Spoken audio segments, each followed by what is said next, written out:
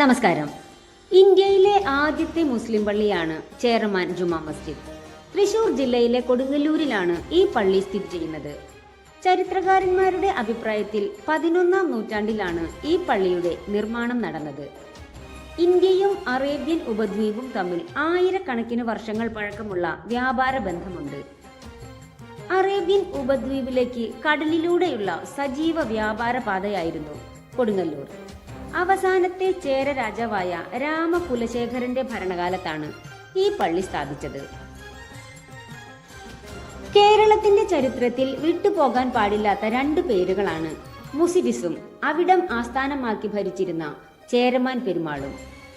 മുസിരിസ് എന്നത് മലബാർ തീരത്തെ ഒരു പ്രധാന തുറമുഖമായിരുന്നു. പുരാതന കാലത്ത് ഗ്രീക്ക്, ഈജിപ്റ്റ്, റോം എന്നിവിടങ്ങളിൽ നിന്നുള്ള വ്യാപാരികൾ പതിവായി ഈ തുറമുഖത്തെത്തിയിരുന്നു. കേരളത്തിൽ ഭരണം നടത്തിയിരുന്ന ഒരു രാജവംശമായിരുന്നു ചേരമാൻ പെരുമാൾ രാജവംശം. ഈ രാജവംശത്തിന്റെ ആസ്ഥാനമായിരുന്നു കൊടുങ്ങല്ലൂർ.